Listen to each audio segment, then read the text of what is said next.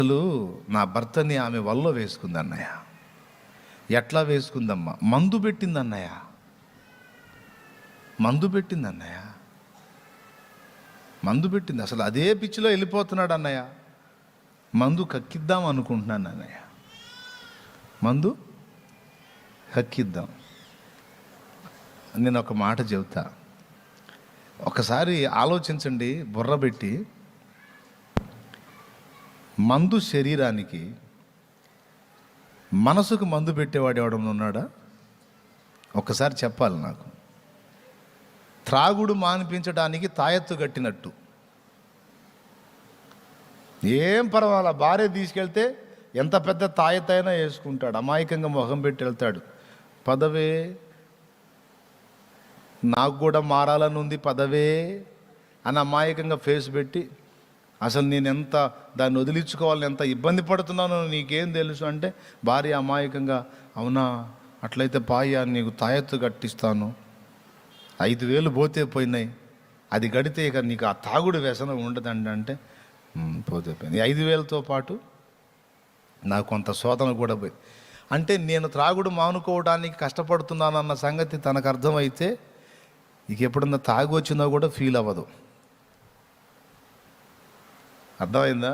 అందుకని అమ్మాయింగా పోయి తాయెత్తు కట్టి, తాయెత్తు శరీరానికి కట్టావు. అరే మైండ్ ఎట్లా మారిద్ది? పసరు దాపిచ్చావు శరీరానికి. తాగాలి అనే వాంఛ మనస్సులో పుడుతుంది. నా శరీరానికి మత్తు బాగుంది అనే ఆలోచన మనస్సులో కలిగింది. నువ్వు శరీరానికి పసర్లు దాపుతావు, తాయెత్తులు కట్టిస్తావు, ఇంజక్షన్లు చేస్తావు, ఏదో తిప్పలు పడతావు. మనస్సులో మార్పు ఎలా కలిగిద్ది? ఓసారి ఒక ఆయుర్వేద వైద్యుడిని కనుక్కున్నా.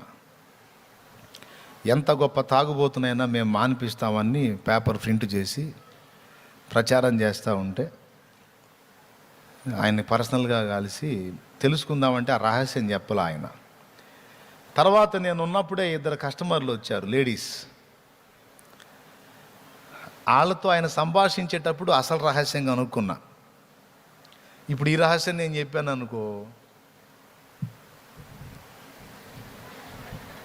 పాపం త్రాగుబోతూ భర్తలు ఉన్న భార్యలకు అన్యాయం చేసినోడిని అవుతా. నేను చెప్పను. దేవునికి స్తోత్రం కలుగును గాక. హల్లెలూయా. నేను చెప్పనులే. అక్కడ ఒక చిన్న చిట్కా జరిగిద్ది అంతే. అది మనసుకు మందు కాదు, శరీరానికే. చెప్పేదా? ఆ రహస్యం పాపం గుట్టు విడిపోతుందేమో. మళ్ళీ పట్టుకొని కొడతారు. ఎందుకు వచ్చింది కూడా నేను చెప్పను లేదు, కొట్టుకు సత్తారు. సరే వద్దులే. సో టోటల్గా వాళ్ళు చేసేది ఏదైనా శరీరానికే చేస్తారు, కానీ మనసుకు ఎవడు చెయ్యలేడు. మరి ఇప్పుడు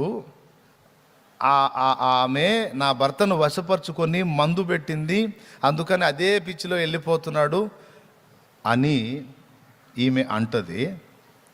అని ఏం చేసిద్ది? తీసుకెళ్ళి ఆ మందు కక్కిద్దామని ఆ పసరు ఈ పసరు తాపిద్ది. తాపితే పాప అప్పటిదాకా బాగున్నోడికి వాస్తవంగా వాడి కడుపులో ఏ మందు లేదు. ఈ పసరు ఆ పసరు తాగి కక్కి కక్కి కక్కి కడుపు చెడిపోద్ది వానికి. అట్లాగా నెమ్ము బలహీనతకు గురై చచ్చిపోయిన వాళ్ళు కూడా చాలామంది ఉన్నారు. మందు పెట్టినందుకు కాదు, పెట్టారన్న అనుమానంతో కక్కిచ్చి కక్కిచ్చి కక్కిచ్చి కడుపులో ఏం లేదు. అసలు లేదన్నా, అది పవర్ఫుల్ అన్నా, అలానే ఉంటుంది కడుపులో. అవునా? అబ్రహాం ముక్క ఎట్లుంటుంది? అబ్రహాం ముక్క ఎట్లుంటుందండి? బాగా ఫ్రై చేసిన చికెన్ ముక్క ఎట్లా ఉంటుంది? ఇస్సాకు వేట మాంసం ముక్క ఫ్రై చేస్తే గట్టిగా అయిపోతాయి కదా. ఆ గట్టి ముక్కలో ఉదరాబదరా నవిలి మింగితే ఆ కడుపులో ఉత్పత్తి అయ్యే యాసిడ్స్ ఎంత డేంజరో తెలుసా? ఆ మటన్ ముక్కలను సైతం భస్మం చేసి పడేస్తాయి.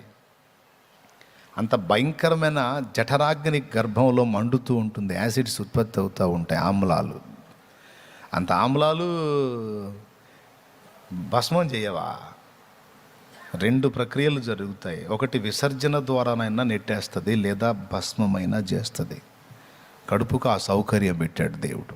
కానీ లేదు, కడుపులోనే ఉంది, అది ఇదని పిచ్చి పనులు చేసి వాళ్ళని అనవసరంగా డబ్బులు పోగొట్టుకుంది కాక రోగాల పాలు చేస్తారు. అసలు మందేంటో నేను చెబుతా.